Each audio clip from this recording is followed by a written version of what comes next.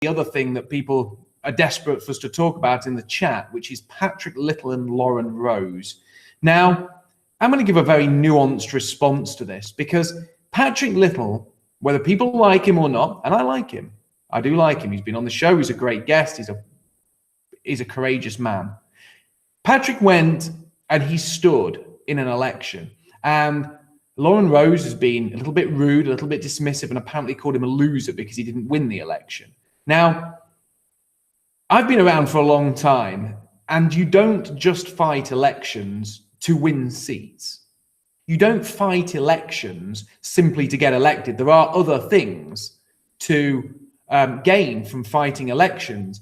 If people only fought elections where they thought they could win, where they thought they could definitely take the seat, where they were guaranteed, a good chance of winning, most seats would only have one candidate stand in them.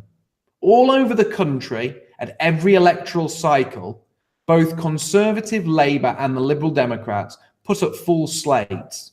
Labour put up candidates in seats where Conservatives get a 60-70% vote, and Conservative puts up candidates in seats where Labour get 60-70% of the vote. Why do they do that?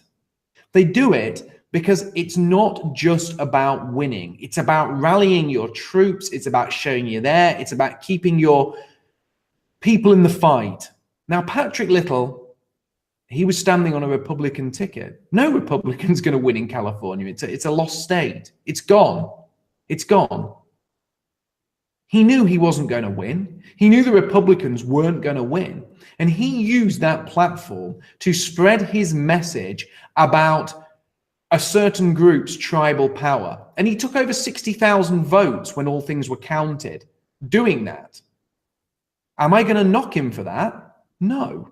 He didn't just sit on YouTube. He didn't just share memes on Twitter or Gab. He didn't just talk about things, and he certainly didn't sit around fantasizing about bloody nonsense like Jack Renshaw did. He went out, he put his suit, shirt and tie on a shoestring, he campaigned. And he motivated over 60,000 people to vote for him on an extremely hardline ticket. Now, would I have fought that campaign? No. I think Patrick said some things which were probably slightly damaging to him. There are ways you can talk about tribal power without going as far or being quite as abrasive as he was. But that was his choice. We'd all do things differently if we were placed in those same situations. But am I going to knock him for that? No. Am I going to knock Paul Nealon for doing it? No. Am I going to knock Dr. David Duke for doing it? No. Because these people are doing more than sitting on YouTube. It's all well and good getting 60, 70,000 views worldwide, but getting 60,000 votes in a left-wing, progressive, degenerate state where all hope's lost, there might only be a couple of %, but it was a real achievement. He mobilized people. He woke people up, and he used that electoral platform, because he knew he wasn't going to win. He used the electoral platform to red pill a whole new generation of people on issues they hadn't previously considered. And for that, I take my hat off to him. Now, Lauren Rose, I like Lauren as well. Lauren has been on this show. She's always welcome to come back. I have been on JF's show with her. I am on JF's show later on this evening at 7 p.m. midnight our time here in the UK. And she makes a lot of sense. She's produced good videos. She does a lot of good work. But people like Lauren are young. She is young.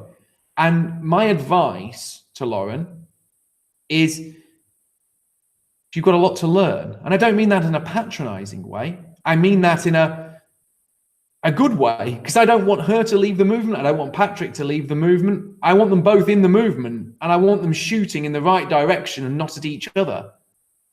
She just has to realize that sometimes you fight elections not because you think you're going to win the seat, but because you want to make a stand. You want to have your voice heard. And that's what she did. And I don't think anyone should be attacking Patrick for that. And what I do think is anyone out there that thinks they can stand on a platform and do it better than Patrick should do that. And I will support them 100% in their endeavors for electoral success. Because that's what we need to be doing, engaging with the public. And what we don't need to be doing is essentially attacking those within our movement who are engaging with the public, participating in the democratic process, and using the system's processes against it to spread our message. So I don't want to call either Patrick or Lauren out, because I like both of them, and both of them play a very important role in the movement. But what I do want to say is, Lauren, please, if you can do better, do better. But we have so many external enemies, and they're the ones we should be aiming our firepower at. Patrick, he had guts, he had courage, and he did a damn good job. He was like a fish swimming up against the current, and he made good headway in an absolutely packed and heavily weighted contest.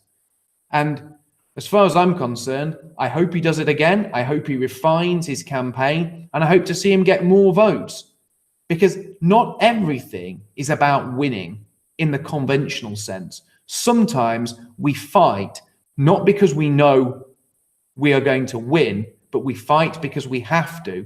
We fight because if we don't take a stand, if we don't do something, and if we don't at least have our say, then what do we have?